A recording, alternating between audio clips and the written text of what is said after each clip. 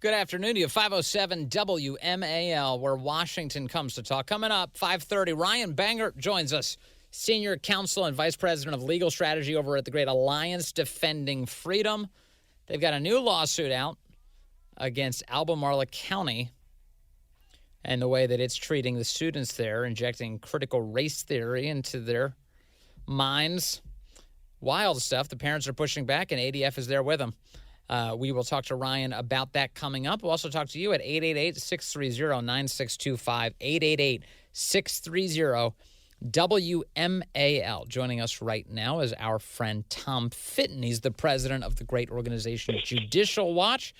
And there's so much to talk about. Tom, Merry Christmas. Happy New Year to you. Great to have you with us, sir. Yeah, same, Vince. Merry Christmas to you and everyone there at WMAL. The John Durham investigation, Durham has not said a tremendous amount, but the few things that he has said or revealed in public, boy, they're tantalizing. What do you make of the Durham investigation and its current posture, and what does it say about whether or not the circle of people around Hillary Clinton should be nervous right now? Well, if he follows the tantalizing clues and allegations he's made in the various filings, including indictments and more recently a fight with the lawyers for one of his targets, folks around the Clinton campaign should be very nervous. It was the Clinton campaign that manufactured the Russian dossier, and at least one of their lawyers is alleged to have lied about who was behind it, the Hillary Clinton campaign, or withheld information about who was behind it. And the person who was working for the Clinton campaign through one of its vendors obviously lied to the FBI about his fake dossier that he helped author. And the only question is, or I shouldn't say the only question is, the other questions are, who else in the Clinton campaign knew about these obvious lies?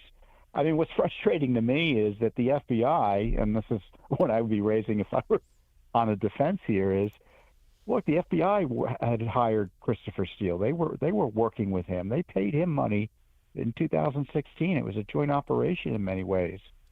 Who in the FBI would have looked at this dossier and not recognized it for the garbage it was? So, in my view, Clinton campaign should be nervous. And if Durham's doing a thorough job, there should be other people at the senior levels of the FBI and DOJ, and frankly, the White House, who should be nervous as well. Have these, you kind of laid it out really nicely, but do you think that these indictments have laid out new information for us? Obviously, Tom, you've been really digging into what the federal government knew and when it knew it, what its behavior was towards the Trump campaign. But it feels like these John Durham indictments have colored in the lines a bit for us on the nature of the lies and the way that the Hillary Clinton campaign was manufacturing this evidence against Trump. Yeah, the Russian who wrote the dossier in large measure, at least some of the key allegations for the Clinton team, we now know where some of those lies likely came from. He went to the Moscow hotel. He heard Trump went there.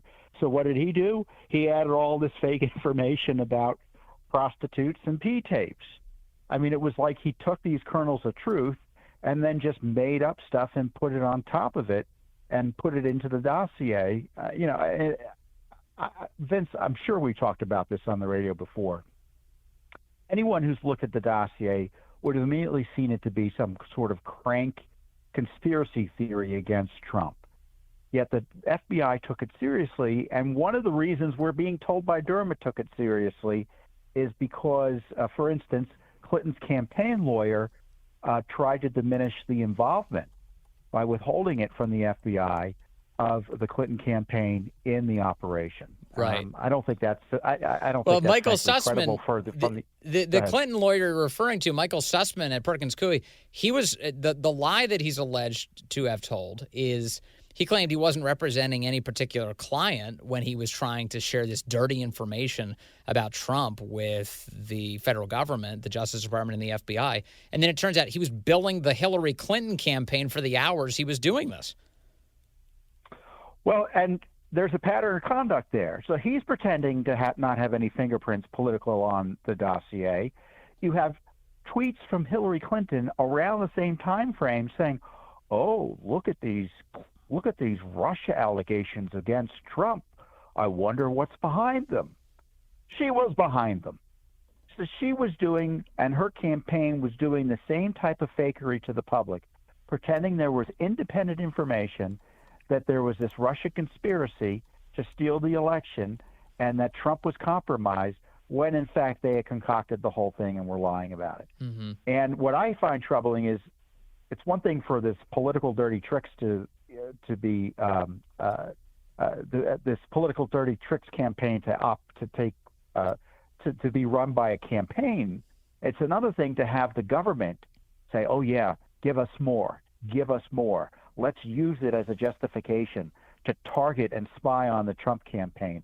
Let's use it as a justification to spy on Trump directly through the FBI." The Yes. FBI director used the dossier, Comey, after a meeting with the Oval Office with Obama and Biden. The next day he went and confronted Trump with it to see how he'd react. And then he went and told his gang at the FBI, "This is how Trump reacted." What an outrageous corruption! And that at immediately, our highest levels of government. and that immediately got leaked to CNN. It was a CNN piece within minutes. The characterization of that meeting. It just really, you're right. I mean, corruption at all levels.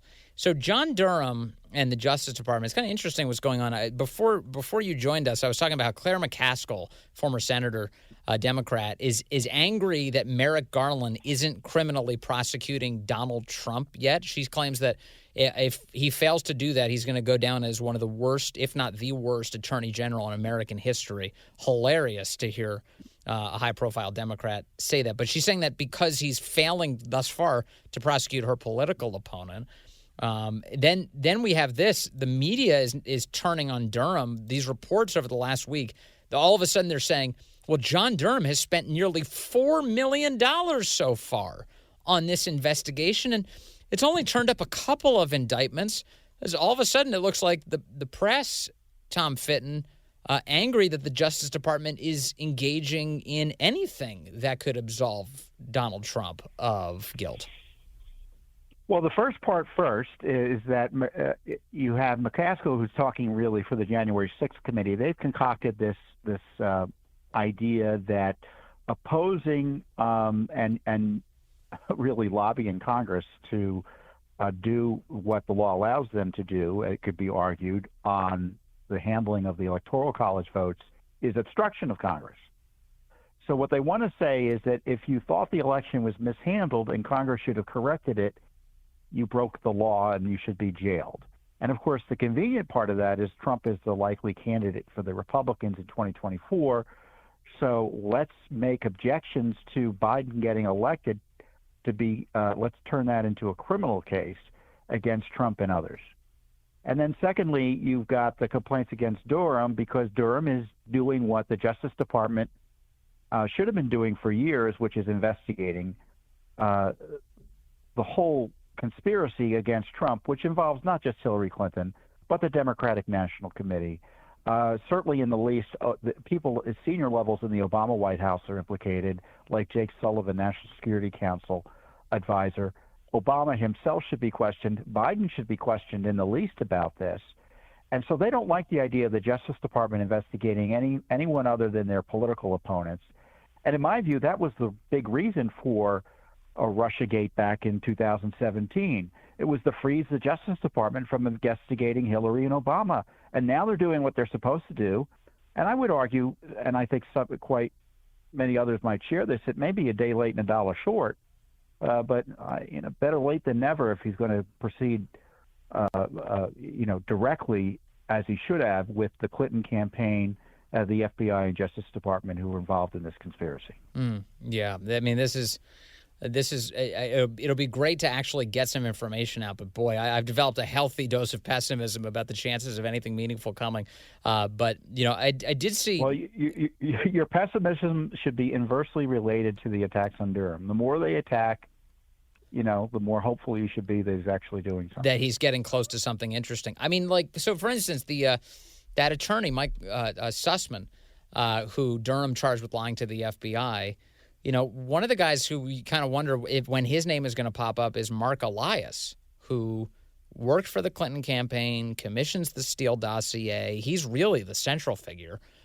in sort of handling a lot of the dirty tricks here. He's also the most preeminent campaign attorney for the Democratic Party broadly. And every time there was a fight over whether or not the election was conducted fairly in any state, he was there to allege that if the Democrat won, everything was fine. If the Democrat lost, the election was stolen. That's who Mark Elias is. It's interesting that as Michael Sussman was just about to be charged, Elias left Perkins Coie. He actually left that law firm that he was a part of for so long. What, if anything, should we read into that? Well, it's certainly curious. He left the firm that's been so closely tied to the Clinton campaign, Democratic National Committee. It was the Democratic law firm. I'm not quite sure. I'm not much of a Republican Party animal, despite what people think. I'm not sure what the Republican equivalent of Perkins Coie is. But just think of it as the firm for the Democratic National Committee. And Elias, as you point out, left and started up his own law firm, seemingly using or having the same types of clients, including the Democrats. But this is Elias was seen as the number one lawyer in the Clinton campaign. Sussman, who probably none of us heard of until this situation with Durham came up, or the meeting with Baker became public, was number two. So it'd be interesting to know what Durham's thinking, that only number two was involved in this misleading of the FBI. No one else was involved in what looks to be a conspiracy to lie about what they were finding, not only about the dossier, but, remember, the Sussman issue was about the allegation that there was weird server activity tied to a Russia-connected bank and the Trump world. Yeah, which is obviously completely bogus. One other element here that about Judicial Watch's activity that I want to make sure to get to, Tom, is a lot of us have been watching what's going on in Maryland. They are all across the country. We're seeing congressional maps redrawn, as it happens every decade. But in Maryland, it has just always been such a disaster. 10 years ago, it was a complete disaster. Even the Washington Post admits that state is just badly botched in terms of the way the districts are drawn in order to entrench the power of Democrats in the state. And now the Democrat-controlled legislature has proposed a new map that would make it so that maybe even the single Republican congressman, Andy Harris, will be kicked out because they've drawn it in such a way to make his district a lot more competitive and a lot less likely for him to get reelected. Judicial Watch is doing something about all of this. What is that? Well, we filed a lawsuit on behalf of 12 registered voters, including House of Delegate member Parrott, who you may know. You probably had him on the show, challenging the redistricting under the Maryland's Constitution, which specifically prohibits this type of redistricting. It violates Article 7 of the Maryland Declaration of Rights, which guarantees voters to free and frequent elections and the right to suffrage. So if you're being denied effectively the right to vote by being mashed into a district where your vote will be negated, practically speaking, and won't be able to be counted in any significant way because it's been unfairly diluted, this is a violation of the Constitution.